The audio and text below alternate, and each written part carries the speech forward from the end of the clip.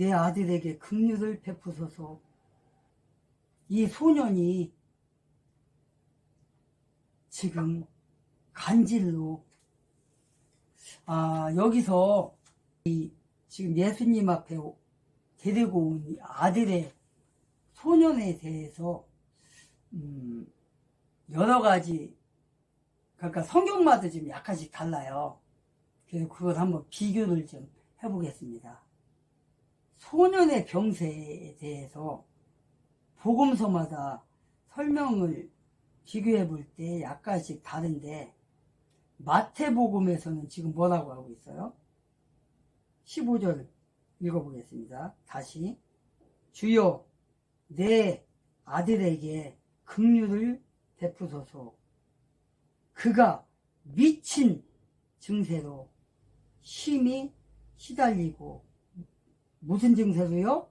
미친 증세로 시달리고 라고 말하고 있어요. 여기서 마태복음에서는. 근데 마가복음에는 또 다르게 말하고 있어요. 마가복음 9장 17절부터 한번 읽어보겠습니다. 무리 중에 한 사람이 대답하여 이르되 선생님이여, 내가 말 못하는 영이 들린 내 아들을 선생님께 데려왔나이다. 어디든지 그가 아이를 데려가서 쥐어 뜯으면 아이가 거품을 흘리고 이를 갈며 몸이 파리해지므로 내가 선생님의 제자들에게 말하여 그들이 내쫓게 하였으나 그들이 할 수 없었나이다 하매, 마가복음에서는 이렇게 말하고 있어요. 마가복음에 벙어리진 뜻입니다. 벙어리지요. 어떻게 했대요? 거품을 흘리며 쥐어 뜯고 한다고 그랬어요. 여기서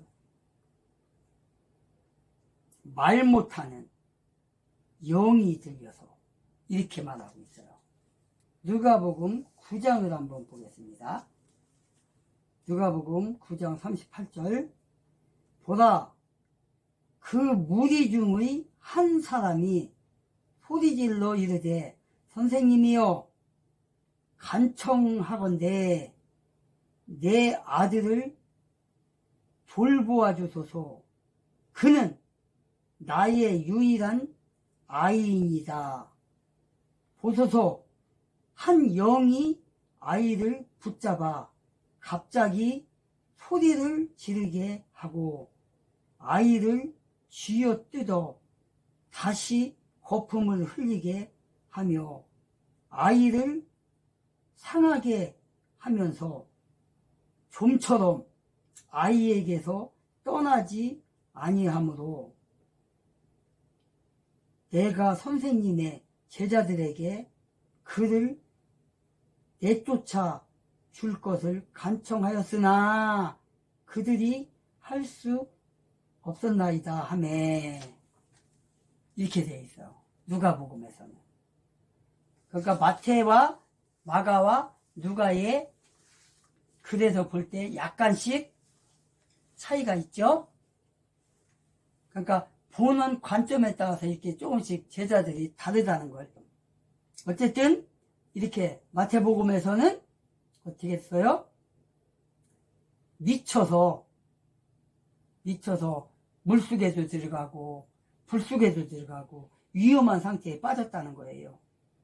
위험한 상태에 발작을 일으켰다는 거예요. 그래서 그 소녀가 발작을 일으키고 그 외아들이 발작을 일으켜서 거품을 물고 말을 못하고 어쨌든 간에 이렇게 상처를 입고 죽게 되었다는 거예요. 그래서 이 병을 좀 낫게 해달라. 제발 선생님, 이 병을 좀 낫게 해달라. 얼마나 간절하겠어요. 지금 아들이 지금 때에 따라서는 불속에도 빠지고 때에 따라서는 물속에도 빠지고 얼마나 애달프겠어요. 어? 부모된 마음으로 이렇게 힘들어하는. 응? 그래서 예수님께 붙어서 늘 다니며 듣고 보고 배운 그 12제자일지라도 이렇게 믿음이 왔다 갔다 어떤 때는 되고 어떤 때는 안 되고 이런 상태. 그러면 지금 우리는 어떻습니까? 이 시대를 사는 우리는 제자들보다는 나아야 된단 말이에요. 왜 그래요? 이 제자들은 처음 겪는 일이에요. 지금 3년 동안 예수님을 따라다녔던 제자들은 그때그때 본 거잖아요. 그때그때. 그래서 믿음이 있을 수도 있고 없을 수도 있어요. 근데 우리는 어때요? 이 말씀을 늘, 이게 완성된 말씀이잖아요. 이 말씀이 기록되고 성경이 생긴 뒤로는 다른 게 없어요. 지금 어떤 사람들은 집사님, 권사님, 장로들, 목사님들 예언을 받았다느니 하나님의 음성을 듣고 한다는 것들, 그건 다 개인적인 믿음이에요. 그거는 이때 완성이 된 거, 이 기록으로 끝난 거예요. 이 기록으로. 근데 많은 사람들이 지금도 내가 기도했는데 하나님 이런 말씀하셨다, 이런 말씀하셨다. 그거는 다 개인적인 거예요. 개인적인.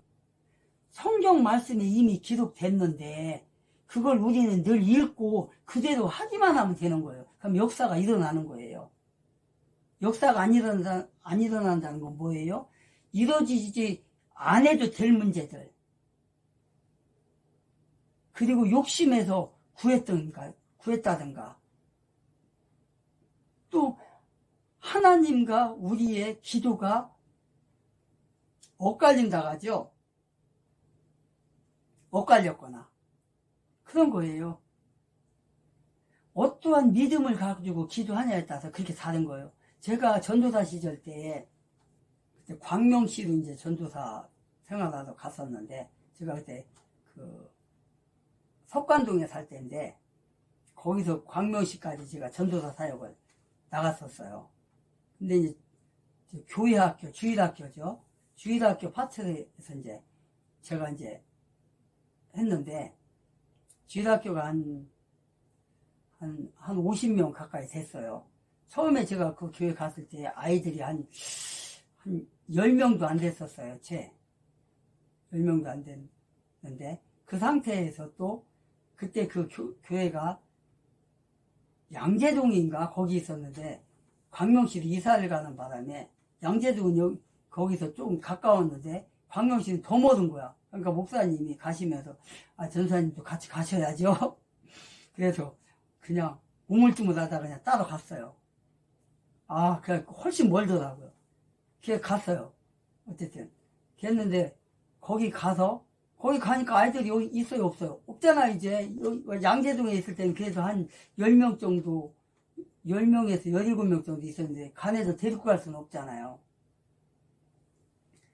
그래가지고 그때 이제 가가지고 이제 전도를 하고 해서 선생님들하고 같이 합세해서 기도하고 해가지고 한 50명 가까이 전도가 돼갖고 했어요.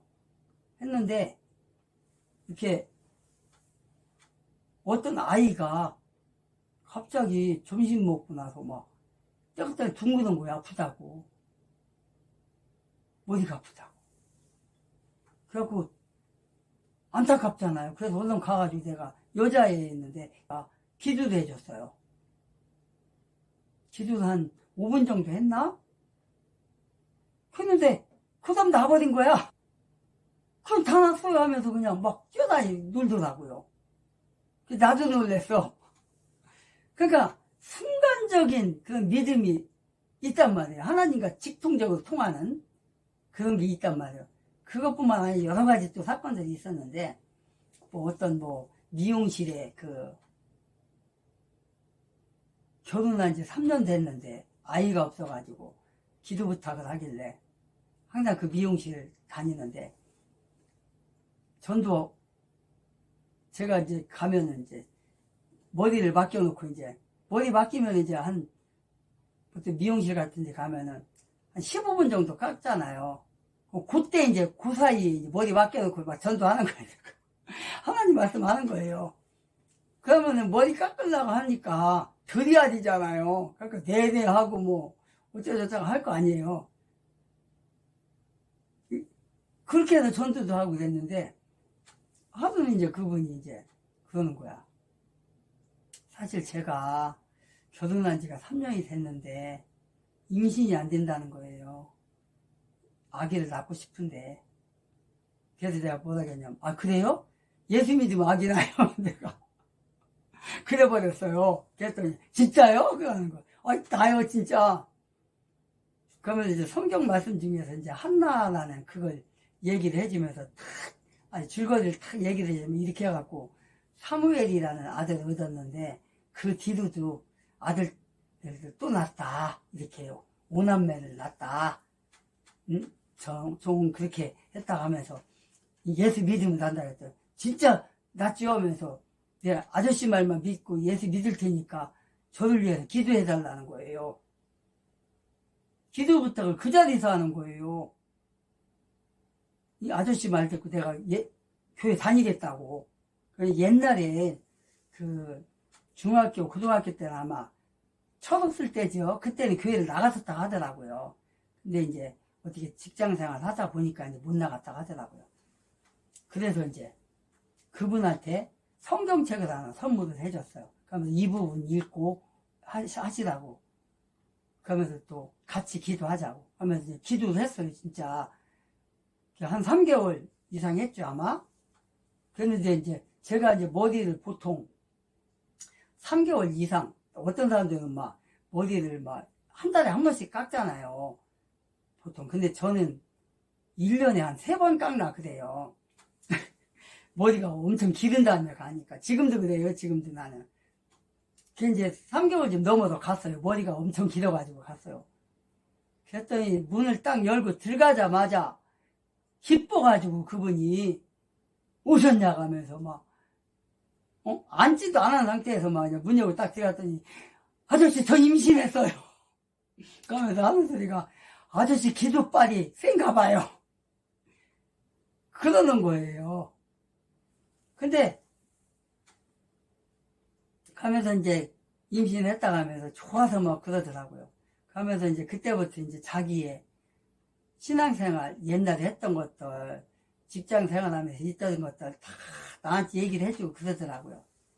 그렇게 하고 이제 거기서 이제 거기서 이사를 가서 이제 또 딴 지역으로 가서 이제 제가 이제 교회를 개척을 하고 목회를 하는데 거기서 이제 처음 갔으니까 이제 성도가 없잖아요.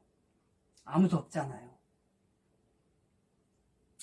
개척을 하고 이제 이렇게 했는데 이제 또 아이들부터 이제 시작을 했어요.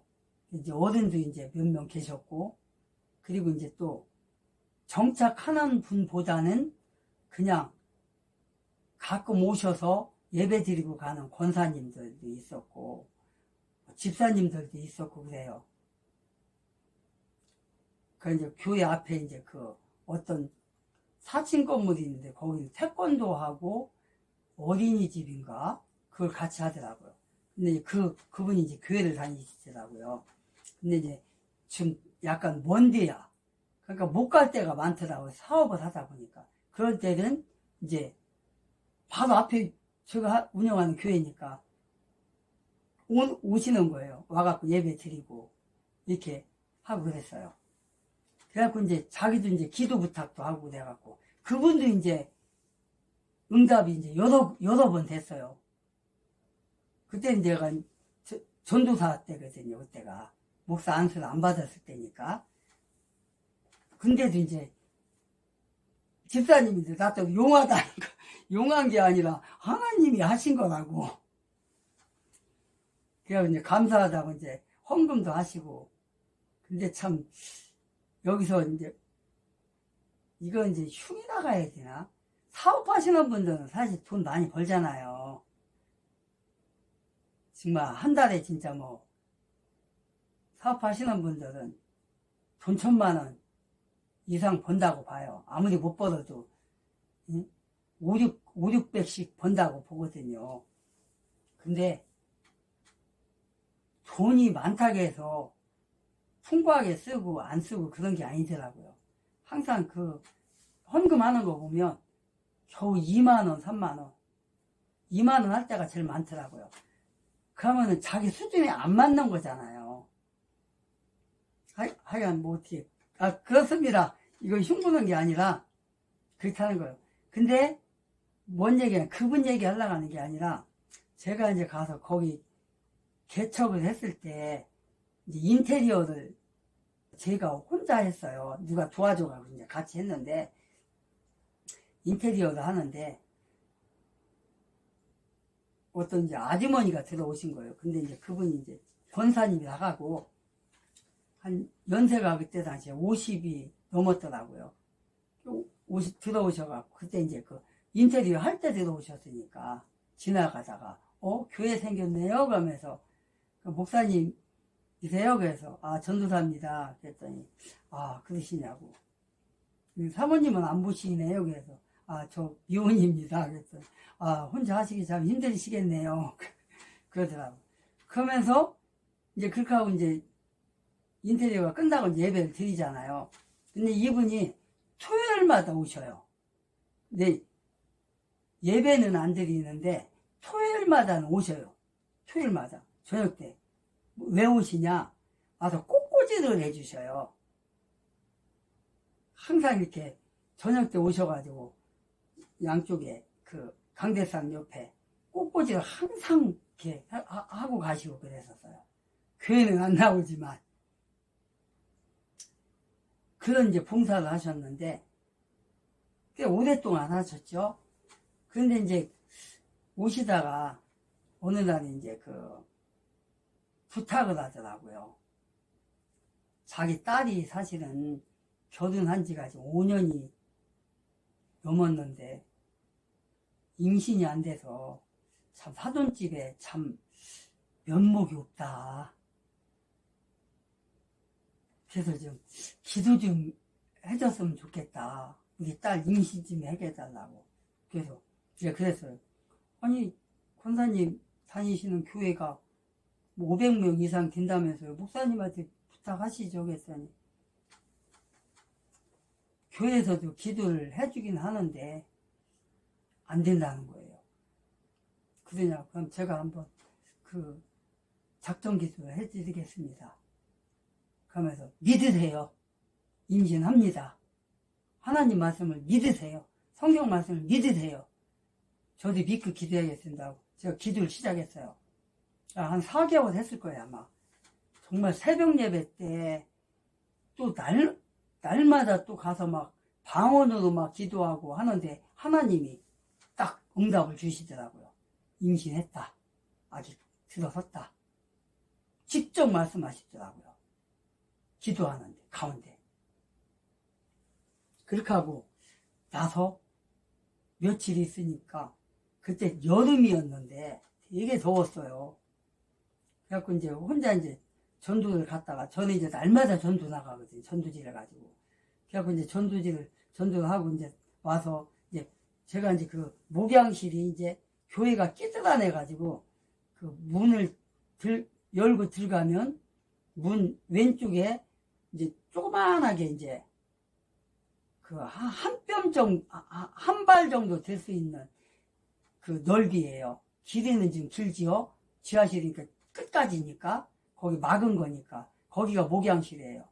거기서 이제 늘 내가 거기서 이제 가끔 잠도 자고 이제 또 설교 준비도 하고 이렇게 하거든요. 그러니까 이제 그 목양실 나와서 밖에 그러니까 현관문에서 딱 들어오면서 저쪽 끄트머리에 내가 그 항상 손님이 오면 맞이하려고 거기다가 이제 탁자를 놓고 이제 의자를 갖다 놓고 이렇게 있었어요. 이제 의자 같은 거 한 5-6명 앉을 정도로. 그래서 이제 거기서 이제 이렇게 앉아 있는데 그 권사님이 그 되게 더운 여름이었는데 오셨어요. 뭐 허벌떡하고 오신 거야. 뭐를 갖고. 그러면서 전도사님 부침개 좋아하신다겠죠? 그래서 네. 그랬더니 부침개 갖고 왔다는 거예요. 왜요? 그랬더니 우리 딸이 전도사님 기도해줘갖고 임신했어요. 그러냐고. 알고 있다고 제가. 그래요? 하나님 응답하셨다고 내가 그랬어요. 이미 보여주셨다고 내가 기도할 때. 그랬더니 전도사님 감사하다고. 응? 하면서 하는 소리가 그럼 헌금 와야지 그러는 거예요. 그래서 내가 그랬어요. 헌금은 그 다니시는 본 교회 가서 하십시오. 그랬더니 왜요? 전도사님 기도해서 임신했으니까 여기다 할래요? 그러는 거예요. 그래서 그러지 마시고 응? 교회에서도 이제 임신한 거 알게 될 텐데 그러면은 목사님들이 임신하고 좋은 일이 생겼는데 헌금을 안 하나? 이럴 수도 있다. 그러니까 목사님한테 목사님 감사합니다 하고 이렇게 하고 거기다 헌금 안 하겠더니 그렇게 안 한다는 거예요. 여기다 하겠다고. 그래서 그렇게 하시라고. 그래서 알았다고 하면서 여기다도 한다고 하면서 했어요. 무슨 말을 하려고 하냐. 그 집이 지금 3층 집인가 돼요. 새방도 놓고 이렇게 3층 집이니까 위에는 이제 자기 본 집이고 밑에 1층, 2층은 다 새돈을 놨거든요. 그러면 한 달 수입 괜찮잖아요. 그런 집도. 근데 감사하다고 헌금을 했는데 돈 2만 원인가 3만 원인가 한 거예요. 참 어이가 없더라고요. 어이가 없어. 이게 감사한가. 그럼 본교회는 얼마를 했을까. 그러니까 돈이 욕심이 나는 게 아니잖아요. 저는 그 말을 하는 게 아니잖아요. 저는 뭐 해도 좋고 안 해도 좋은데 감사해서 하나님이 주신 자식이잖아요. 헌물이잖아요. 선물이잖아요. 그러면은 최소한도 10만 원은 해야지요. 최소한도. 그것도 최소한도야. 솔직히 결혼한 지 5년 동안 안 해서 자기 말로 시집에 면목이 없다고 했잖아요. 그러면 돈 100만 원도 해야 되는 거예요. 그거는. 근데 그 정도는 안 되더라도 돈 10만 원은 해야죠. 너희들이 믿음이 없다. 17절에 믿음이 없다. 응? 그러면서 뭐라고 그래요? 책망을 해요. 이 믿음이 없는 세대야. 언제까지 너희와 내가 함께 하겠느냐. 믿음이 없다. 이 믿음이 없다는 말이 헬라어에 아피스토스, 헬라어예요.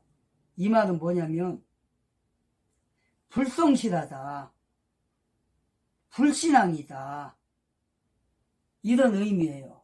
헬라어에서 아피스토스가. 근데 여기서는 불신앙을 말하고, 불신앙. 나를 따라다닌 지가 언제냐? 나한테 배운 게 한두 번이냐? 내가 하는 걸 본 게 한두 번이냐? 근데 그렇게 불신앙이냐? 너희들이? 그걸 못 고치냐? 지금 이 말인 거예요, 지금 이게. 불신앙. 그 불신앙을 제거해라. 20절을 한번 먼저 가보겠습니다. 20절. 예수님께서 그들에게 이르시되 너희가 믿지 아니하기 때문이니라. 진실로 내가 너희에게 이르노니 너희에게 만일 겨자씨 하나만한 믿음이 있었더라면 너희가 이 산에게 말하기를 여기서 저 너머로 옮겨가라 하더라도 그것이 옮겨갈 것이요 또 너희에게 불가능한 것이 아무것도 없느니라. 20절을 먼저 왔습니다. 뭐라고 그래요? 믿음이 없는 자들이래요. 믿지 않았기 때문이래. 믿지 않았기 때문에. 그러면서 뭐라고 그래요? 진실로 너희에게 이르노니 너희가 만일 겨자씨마냥 겨자씨가 얼마나 합니까? 보이지도 않아요. 쬐그만해요. 그러니까 뭐라 할까? 겨자씨. 여러분들 왜 그것도 뭐라 하지? 키위 있잖아요. 키위 자르면 씨 있잖아요. 그거보다도 더 적다가 해야 되나? 그만해야 된다가 하나. 겨자씨를 보기는 봤는데 그 정도 되는 것 같더라고요. 그런 거 아주 작은 거 볼뚱말뚱한 거 그 정도의 믿음만 있어도 너희들이 이 미친 병을 마귀에게 들렸던 이들에게 기도했으면 나았을 것이다 이 말인 거예요. 지금 왜 불신앙을 가졌냐, 왜 불신앙으로서 하냐, 지금 이 말인 거예요. 응? 믿음이 부족한 자야 이 병에 대해서 고치지 못하냐. 응? 너희에게 겨자씨만한 믿음만 있었더라면, 불신앙만 없었더라면 이 아이에게서 내가 지금 기도해서 명령해서 마귀가 떠나가서 불에도 넘어지고 물에도 넘어지는 게 없어지지 않았냐, 지금 즉시 아이가 성화지지 않았냐, 이런 게 너희들도 할 수 있었는데 너희들에게 불신앙 때문에 그렇다, 믿음이 없기 때문에 그렇다. 겨자씨만한 믿음, 아까 예를 들었던 것처럼 키위씨만한 믿음도 없는 놈더라 그 말인 거예요. 지금 이 패역한 자들아, 불신앙을 갖지 말라. 패역한 자들아, 이 패역한 자들이라는 이 헬라어로 이게 뭐냐면, 지난 6.3 대선에서 이 부정선거 의혹이 곳곳에서 일어났습니다. 자, 투표 지위와 실제로 투표한 사람이 서로 맞지 않는 겁니다. 투표한 사람보다 투표 용지가 더 많은 경우, 자, 이게 설명이 안 되는 겁니다. 자, 이 천안의 경우, 천안 서북구 투표소에서도 자, 이러한 상황이 생겼습니다. 실제로 투표한 사람보다 투표 용지가 5장이 더 나왔다고 합니다. 그렇게 맨 처음에 나올 때는 100장이 더 많았는데, 또 다시 잘해보고, 또 카운트해보니까 5장이 많은 걸로 확인이 됐습니다. 자, 그런데 이거를 확인해달라고, 왜 이러는지를 설명해달라고 참관인들이 하소연을 했습니다. 그럼에도 불구하고 거기 나와있던 선관위 직원들은, 자, 그러니까 중간에, 자, 여기 서명을 하지 않고 그냥 투표하신 분들이 있었기 때문에 그렇다, 이렇게 말하고 있습니다. 투표할 때는 서명하도록 되어 있습니다. 서명하지 않는 분들이 있어서 그런 일이 생겼다. 그런데 그게 납득이 안 되는 겁니다. 그게 어떻게 그게 가능하냐는 겁니다. 서명을 다 받고 되어 있는데. 자, 그래서 그 현장에서 이거를 해결해 달라고 하는데, 자, 경찰을 불러도 경찰이 왔지만은 안에 선관위가 못 들어오게 하니까 못 들어오고 있다가 나중에 이제 이걸 끝나고 개표가 종료됐습니다 라고 하면서 선관위 직원들이 나갈 때, 그때 경찰에 들어와서 선관위 직원들을 밖으로 안전하게 내보내기 위해서, 선관위 직원들을 보내기 위해서 경찰이 들어왔다는 겁니다. 자, 이때 참관인들이 아주 피눈물나게 이게 하소연하고 안 된다라고 함에도 불구하고, 자, 이게 옆에서 촬영하니까 초상권 침해 우려가 있다, 그 촬영하지 말아라, 이렇게 이야기하면서 유유히 떠나는 이런 장면이 있습니다. 자, 미국의 선거 참관인들이 한국에 들어와서 한 가지 가장 의아스러운 것들 중에 하나가, 한국에는 이렇게 시민들이 나서서 부정선거 의혹이 있다고 주장하면, 그런데 기관이나 또는 정당에서 관심이 없다는 겁니다. 더군다나 국민의힘에서는 당사자이기도 한데 여기서 왜 이 문제를 제기하지 않을까? 사전투표와 본투표에 그렇게 차이가 많이 나는 거, 본투표에 이기고 사전투표에 지는 경우, 자, 이게 쭉 일관되게 한 패턴을 이루고 있다는 겁니다. 본투표에 이긴 사람이 사전투표에서 지는 경우가 허다하다. 대선도 마찬가지입니다. 이번에 김문수 후보가 본투표에서는 훨씬 많이 받았는데 사전투표에서 진 겁니다. 이게 맞지 않다는 겁니다. 본투표, 사전투표는 거의 비슷한 경향성을 보여야 되는데 왜 이렇게 차이가 많이 날까? 뭐 이런 거 등등 했어. 자, 그래서 현장에서 촬영한 영상, 이게 지금 SNS에 떠돌고 있는데 여러분께 소개를 해드리겠습니다. 천안 서북구 개표소입니다.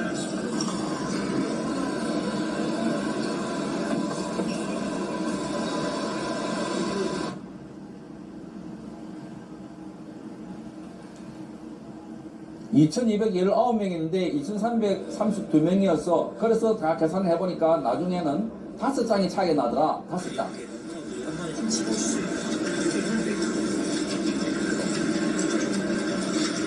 닫혀있을 것 같은 건데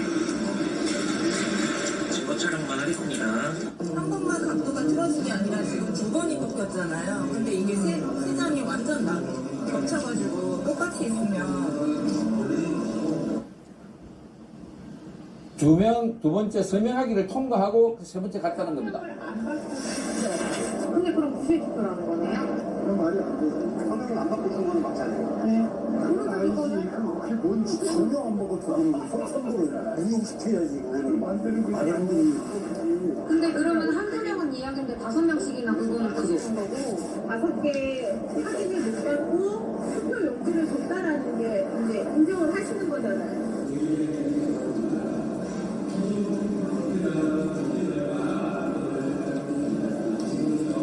아니 안 맞잖아 지금. 자, 지금부터 항의를 하고 있습니다. 개표 종료를 선언하는데 선관 이쪽에 참관인들이 아닙니다. 항의하고 있습니다. 표가 안 맞아요. 안 맞아요 표.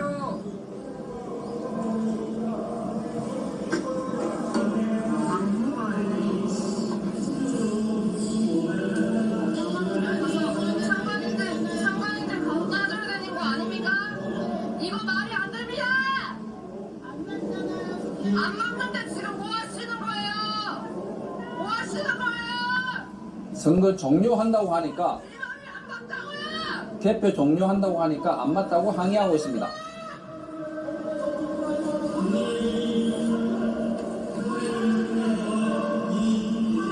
경찰 신고해요. 경찰 신고해요. 찍어? 서명을 안 하고 투표한다는 게 말이 안 됩니다. 상식적으로 용납할 수가 없습니다. 뭐 하시는 겁니까?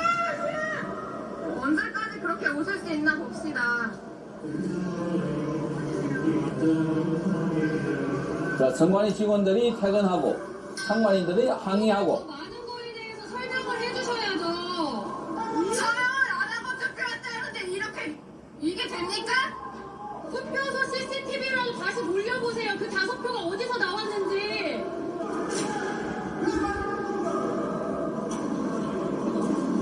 절대 용납 못합니다. 못 받아들여요. 설명하세요.